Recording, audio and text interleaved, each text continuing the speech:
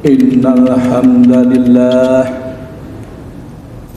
nahmaduhu wa nasta'inuhu wa nastaghfiruh wa na'udzu billahi min shururi anfusina wa min sayyiati a'malina may yahdihillahu fala mudhillalah wa may yudlil fala hadiyalah. Asyhadu an la ilaha illallah wa asyhadu anna Muhammadar Rasulullah. Allahumma sholli wa sallim wa barik ala nabiyyina Muhammadin wa ala alihi wa sahbihi ajma'in. Amma ba'd.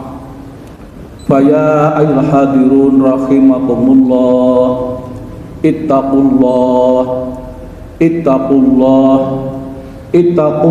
haqqa tuqatih wa la tamutunna illa wa antum muslimun. Wasma'u qalallahu ta'ala fil Qur'anil Karim.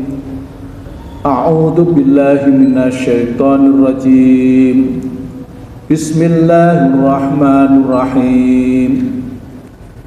Ya ayyuhalladzina amanu taqullaha wabtaghu ilaihil wasilah wajahidu fi sabilihi la'allakum tuflihun. Wa qala aidan wa libasut taqwa dzalika khair. Dzalika min ayatillahi la'alakum yaddakkarun. Shadaqallahul azim. Ya ayyuhalladzina amanu taqullah, wahai orang-orang yang beriman, bertakwalah kalian kepada Allah. Wabtaghu ilaihil wasilah, dan carilah wasilah atau jalan untuk mendekatkan diri kepada Allah. Wajahidu fi sabilihi la'alakum tuflihun, dan berjihadlah, berjuanglah di jalan Allah agar kamu beruntung. Surat Al-Maidah ayat 35. Walibasut taqwa dzalika khair. Dzalika min ayatillahi la'allahum yaddakkarun. Pakaian takwa itulah pakaian yang baik. Yang demikian itu merupakan sebagian dari tanda-tanda kekuasaan Allah agar mereka selalu ingat. Al-A'raf 26. Hadirin jamaah Jum'ah rahimakumullah, bertolak dari perintah Allah tersebut yang telah kami bacakan di dalam surah Al-Maidah 35 atau Al-A'raf 26. Marilah bersama-sama kita menempatkan diri di setiap laku hidup kita untuk menyesuaikan diri terhadap apa yang diperintahkan oleh Allah maupun Rasulullah. Karena pada suatu saat kita tidak akan lagi peduli terhadap harta benda yang kita miliki, yang kita upayakan, kita usahakan tanpa rasa lelah siang malam. Dan kemudian pada saatnya kita sudah tidak lagi peduli terhadap harta benda yang kita peroleh itu. Dan ada saatnya kita tidak lagi peduli terhadap pangkat, jabatan maupun status sosial yang melekat pada diri kita. Ya, walaupun terkadang pangkat jabatan itu kita peroleh dengan cara-cara yang tidak benar, dan kemudian kita dapat pada saatnya kita tidak lagi peduli terhadap itu, dan pada saatnya kita juga tidak lagi peduli terhadap keluarga kita, istri yang menyayangi kita maupun kita yang menyayangi istri kita, anak yang kita bina yang soleh-soleh itu yang kita sayangi, dan mereka juga menyayangi kita. Kita terhadap keluarga kita pada saatnya kita sudah tidak lagi peduli, dan juga kita tidak lagi peduli terhadap cita-cita, terhadap harapan, keinginan-keinginan kita yang belum tercapai pada saat ini. Pada saat itu, walaupun ikhtiar kita belum terpenuhi, cita-cita kita belum terpenuhi, keinginan kita belum terpenuhi, kita sudah tidak lagi peduli terhadap itu semua. Bahkan hadirin jamaah Jumat, kita juga tidak peduli terhadap jasmani kita. Itulah saatnya kematian. Kematian adalah sebuah keniscayaan.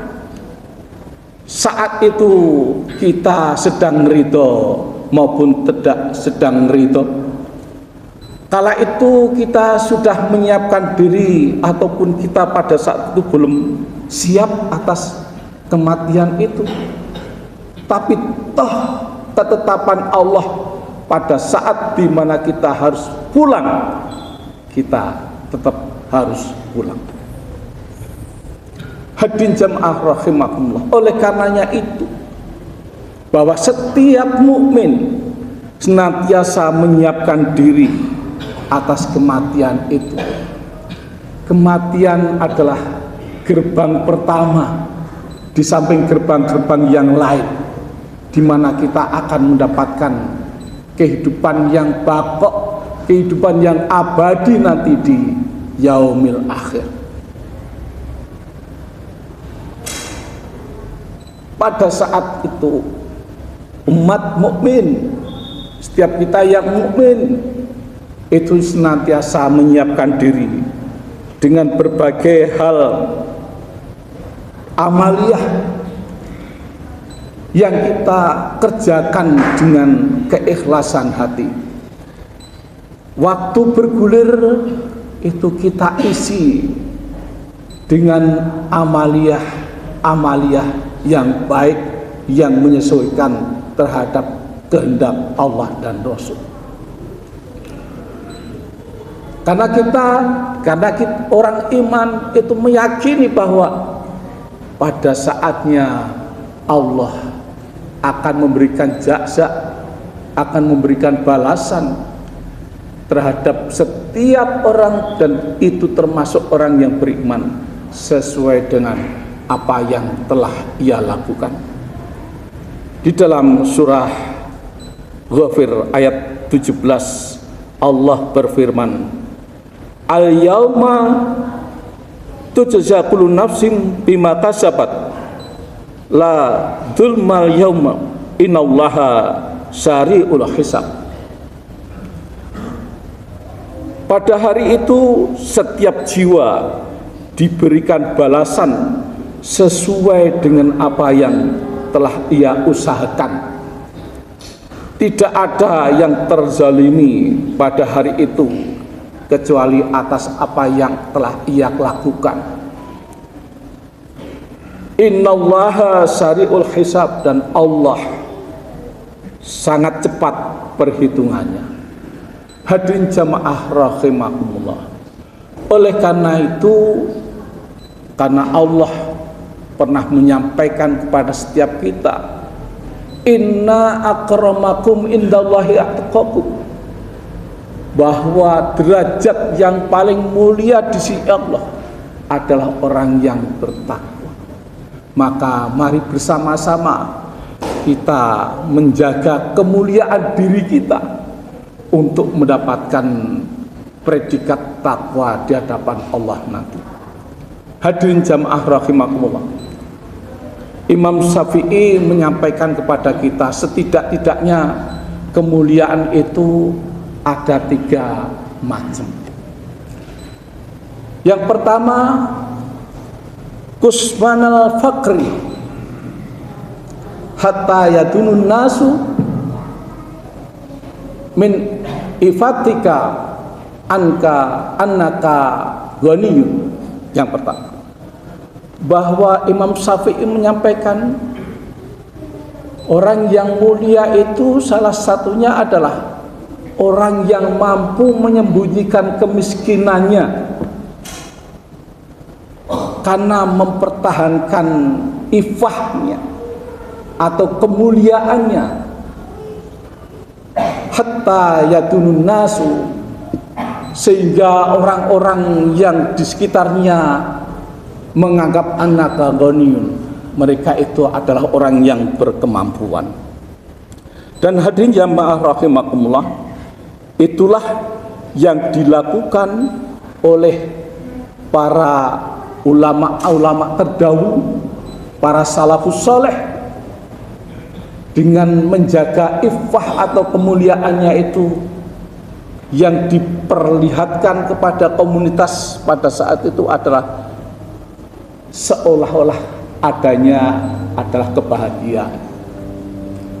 Bahkan Ibrahim An-Nakha'i, seorang ulama pada saat itu memperlihatkan kepada siapa saja yang melihat, ia senantiasa tersenyum, sumringah dengan pakaian yang baik-baik. Padahal ketahuilah para jamaah, yang namanya Imam Ibrahim An-Nakha'i itu, kalau dilihat sejatinya bahwa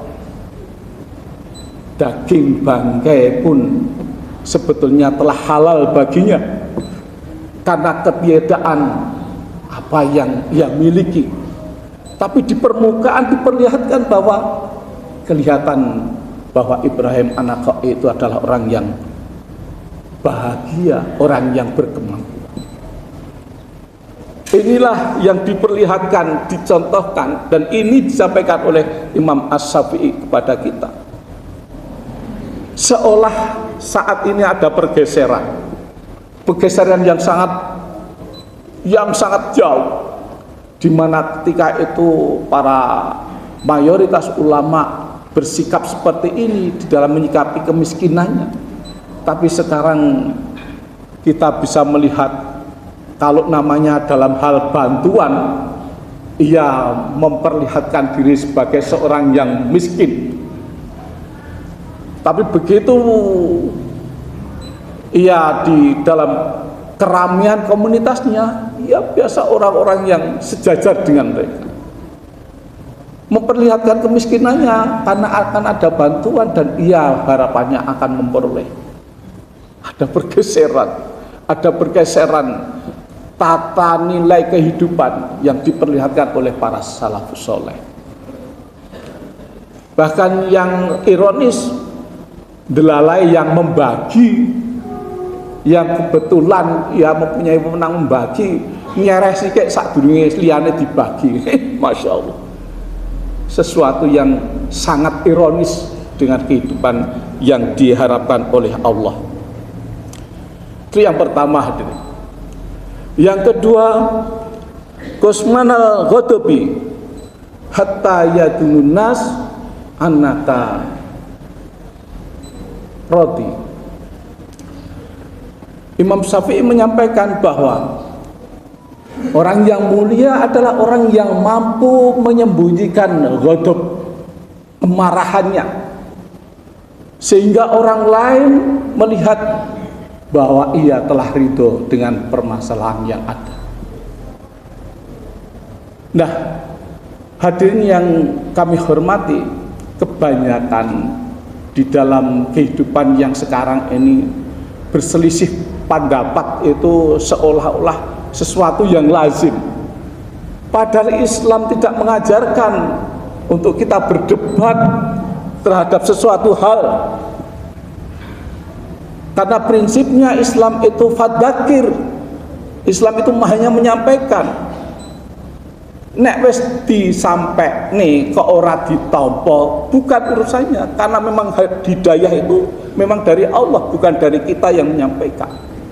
Maka di dalam Islam tidak ada istilahnya berdebat, berselisih pendapat, ngeyel-eyelan dan lain sebagainya. Tidak ada. Ketahuilah para jamaah hadirin rahimakumullah, bahwa berdebat itu adalah karakternya orang-orang Bani Israel. Ketahuilah ketika menentukan hewan kurban saja, begitu ngeyelnya bukan main Bani Israel itu terhadap perintah Allah. Tidak ada. Di dalam tatanan Islam, eyel-eyelan, odor-odoran bahwa saya yang paling benar dan dia merasa yang paling benar, tidak. Di dalam prinsip kita menyampaikan sesuatu yang benar, yang itu adalah garis ketetapan Allah dan Rasul. Yang kedua, yang ketiga, Imam Syafi'i menyampaikan kepada kita, kusmana siddatin hatta yadunun nasu anaka mutanaim. Dia mampu menyembunyikan permasalahan pada dirinya, sehingga orang lain menganggap bahwa orang itu ya anone kehidupannya seneng. Padahal orang mana sih yang tidak ada masalah? Setiap orang mesti ada masalah. Tapi masalah-masalah itu tidak harus kemudian diekspos, diberitahukan kepada orang lain. Karena tentu kita tahu jawabannya. Nek ketemu kita mengabarkan pada seseorang yang condong baik kepada kita, mungkin akan diape-ape, dilus-lo dan lain sebagainya. Tapi manakala kita curhat kepada orang yang justru tidak senang kepada kita, pastilah kita akan dilinciki masalah kita. Maka di dalam Islam, maka di dalam hal ini Imam As-Syafi'i menyampaikan, kusmanu siddatin, kita menyembunyikan permasalahan-permasalahan yang kita hadapi, sehingga orang lain menganggap kita bahwa kita tidak pernah mempunyai masalah di dalam kehidupan. Hadirin jamaah rahimakumullah, menjadi mulia itu adalah keinginan setiap manusia. Namun tidak setiap manusia mengetahui tentang hakikat kemuliaan itu. Hadirin, 3 hal yang disampaikan oleh Imam As-Syafi'i itu tadi menunjukkan kepada kita bahwa kemuliaan itu tidak dibatasi atau tidak linier dengan seseorang yang mempunyai kemampuan finansial. Boten. Linier dengan orang yang mempunyai jabatan tinggi, tidak. Linier dengan kemampuan yang kita tidak mempunyai masalah, boten. Ternyata kemuliaan itu didapat dari nilai-nilai takwa, sehingga Allah benar akan mengangkat derajat orang yang bertakwa itu jauh lebih tinggi dibanding dengan orang lain. Oleh karenanya itu, hadirin jamaah rahimakumullah, Allah berfirman, "Watazawwadu fa inna khairaz zadi taqwa wa taquni ya ulil albab." Sebaik-baik bekal adalah bekal takwa. Mula slira padha takwa marang ingsun Allah, wahai orang-orang yang berilmu. Hadirin jamaah rahimakumullah, sedikit ini mudah-mudahan memberi pencerahan kepada setiap kita, bagaimana pada saatnya kita sudah tidak lagi peduli dengan hiruk pikuk kehidupan ini. Yang ada adalah apa yang kita lakukan, dan itu menjadi bekal kehidupan nanti di akhir. Mudah-mudahan kita terselamatkan oleh kesadaran lagu kita, sehingga pada saatnya kita akan mendapatkan jaza yang terbaik di hadapan Allah. Aqulu qouli hadza fastaghfiruhu innahu wal ghafurur rahim.